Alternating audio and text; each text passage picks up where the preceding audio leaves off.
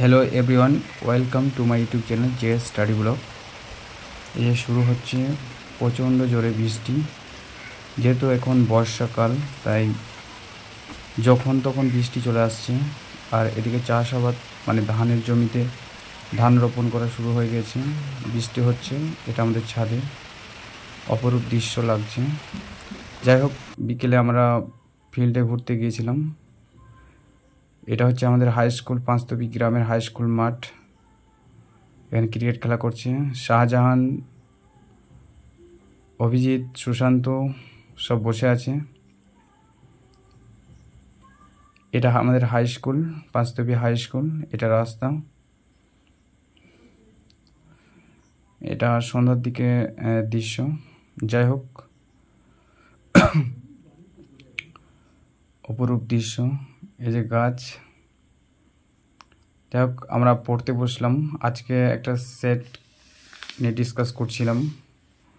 এটা বেশ কিছু প্রশ্ন ইম্পর্টেন্ট ছিল এই সেটের। তো আমার মনে হয়েছিল যে প্রশ্নগুলো খুবই ইম্পর্টেন্ট, তো ওগুলো ভিডিওর মাধ্যমে শেয়ার করছি। যেমন মোহাম্মদ বিন তুগলকের আসল নাম কী ছিল? মোহাম্মদ বিন তুগলকের আসল নাম, এখানে মোহাম্মদ বিন তুগলকের আসল নাম হবে জুনাখা। ঠিক আছে, মোহাম্মদ বিন তুগলকের আসল নাম জুনাখা। মোহাম্মদ বিন তুগলক হচ্ছে তুঘলক বংশের একজন শাসক। ঠিক আছে, তুঘলকরা সব থেকে বেশি সুলতানি সাম্রাজ্যের মধ্যে বেশি রাজত্ব করেছিল। আচ্ছা, মোহাম্মদ বিন তুগলককে পাগলা রাজাও বলা হতো, কারণ তিনি তার রাজধানী দেবগিরি থেকে দিল্লি স্থানান্তর করেছিলেন। এছাড়া তিনি তামার নোট প্রচলন করেছিলেন। বেশ কিছু উপাধি বা প্রকৃত নাম থেকে প্রশ্ন আসে সুলতানি সাম্রাজ্য বা পরবর্তী মুঘল সাম্রাজ্যের ইতিহাস থেকে। যেমন উলুগ খা গিয়াসউদ্দিন বলবনের উপাধি, মানে প্রকৃত নাম আর কি। ফরিদ খা শের শাহের প্রকৃত নাম। সেলিম জাহাঙ্গীরের প্রকৃত নাম। ঠিক আছে, এগুলো ইম্পর্টেন্ট বটে। আচ্ছা, তারপরে মুঘল যুগে গণিত পুস্তক লীলাবতীর ফার্সি অনুবাদকে, এটা ফৌজি হবে। কাঞ্চির কৈলাসনাথ মন্দির কে নির্মাণ করেছেন? এটা দ্বিতীয় নরসিংহ বর্মন। ঠিক আছে, এটা পল্লব বংশের শাসক। এছাড়া ইলোর রাজ্যে কৈলাসনাথ মন্দির, সেটা প্রথম কৃষ্ণ তৈরি করেছিলেন। মহাবলীপুরমের রথ মন্দির খুবই ইম্পর্টেন্ট, এটা প্রথম নরসিংহ বর্মন, পল্লব শাসক। তারপরে পুরীর যে জগন্নাথ মন্দির, এখনও জগন্নাথ মন্দির খুবই ইম্পর্টেন্ট। ঠিক আছে, এটা অনন্ত বর্মন চোরগঙ্গ তৈরি করেছেন, অনন্ত বর্মন। তাহলে পুরীর জগন্নাথ মন্দির তৈরি করেছেন অনন্ত বর্মন। আচ্ছা, মহাবলীপুরমের রথ মন্দির প্রথম নরসিংহ বর্মন। আর দ্বিতীয় নরসিংহ বর্মন যেটা কাঞ্চির কৈলাসনাথ মন্দির তৈরি করেছিলেন। প্রথম কৃষ্ণ ইলোয়ার কৈলাসনাথ মন্দির তৈরি করেছেন। ঠিক আছে। আচ্ছা, তারপরে নৌবিদ্রোহ কত সালে হয়েছিল? নৌবিদ্রোহ 1946 সালে। ঠিক আছে, নৌবিদ্রোহ হয়েছিল, মানে ভারতের নৌসেনাদের উপর যে অত্যাচার, যেমন সিপাহী বিদ্রোহ, ঠিক সিপাহীদের প্রতি যে অত্যাচার হয়েছিল, যার পরিপ্রেক্ষিতে সিপাহী বিদ্রোহ হয়েছিল, ঠিক তেমন ইংরেজ সেনারা ভারতীয় যে নৌসেনাদের প্রতি অত্যাচার করেছিল, তার পরিপ্রেক্ষিতে 1946 সালে সম্ভবত ফেব্রুয়ারি মাসে, 18 ফেব্রুয়ারি এরকম সময়ে এই বিদ্রোহ হয়। পরবর্তীকালে সর্দার বল্লভভাই প্যাটেলের হস্তক্ষেপে বিদ্রোহ দমন করা হয়েছিল। আচ্ছা, কোন সালে সোগলের সন্ধি হয়েছিল? 1816 খ্রিস্টাব্দে ইংরেজদের সঙ্গে নেপালের হয়েছিল। আচ্ছা, পঞ্চম শীঘ্র অর্জুনকে কোন মোগল সম্রাট হত্যা করেন? জাহাঙ্গীর হত্যা করেছিলেন পঞ্চম শীঘ্র অর্জুনকে। আর তেগ বাহাদুরকে হত্যা করেছিলেন অরঙ্গজেব। এছাড়া হর রায়কেও হত্যা করেছিলেন অরঙ্গজেব। আচ্ছা, নারকেল উৎপাদনে কোন রাজ্য প্রথম স্থান অধিকার করেছে? ভারতবর্ষের মধ্যে তামিলনাড়ু। মানে এক একটা রাজ্য এক এক দিকে উৎপাদন। আমাদের পশ্চিমবঙ্গ ফুল, ধান, সবজি উৎপাদনে প্রথম স্থান অধিকার করেছে। তামাক উৎপাদনে অন্ধ্রপ্রদেশ প্রথম স্থান অধিকার করেছে। ঠিক আছে, ঠিক তেমন নারকেল উৎপাদনে তামিলনাড়ু প্রথম স্থান অধিকার করেছে। তামিলনাড়ুর রাজধানী চেন্নাই। আচ্ছা, এটা দক্ষিণ ভারতের মধ্যে পড়ছে। আচ্ছা, কানপুর শহরটি কোন নদী? এগুলো সহজ প্রশ্ন খুবই। এটা গঙ্গা নদীর তীরে। শুধু কানপুর নয়, এলাহাবাদ, হরিদ্বার, বারাণসী, কলকাতা, পাটনা এগুলো সবই গঙ্গা নদীর তীরে অবস্থিত।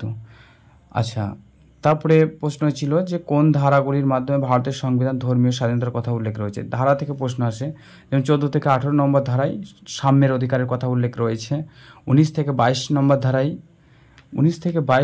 ধারায় শোষণের কথা উল্লেখ রয়েছে আর কি 19 থেকে 22 নম্বর ধারায়।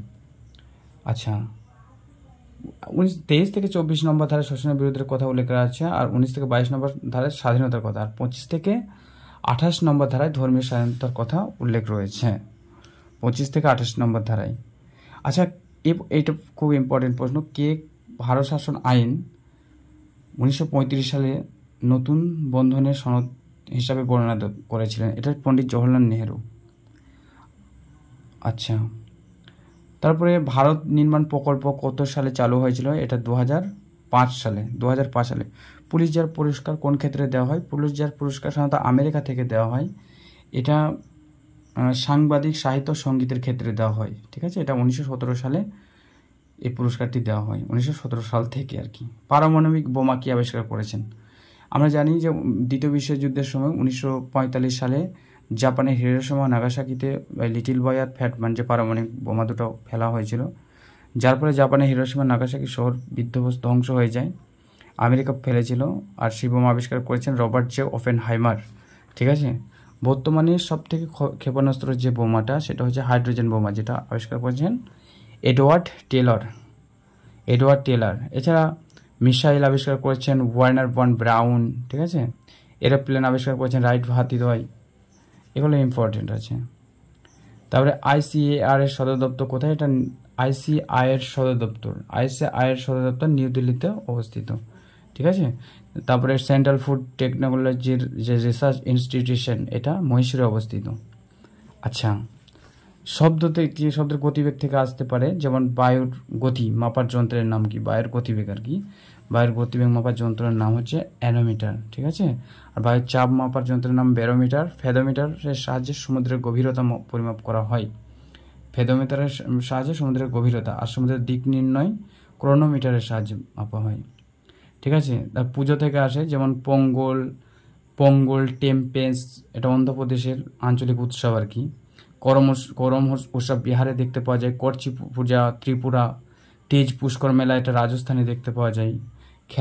কোন খেলাতে কতজন থাকে? যেমন ওয়াটার পোলোতে 7 জন, পোলোতে 4 জন, ভলিবলে 6 জন, হকি ক্রিকেট ফুটবলে 11 জন, রাগবি ফুটবলে 15 জন। আচ্ছা এরকমভাবে প্রচুর জিকে আছে, মুখস্থ করতে হবে।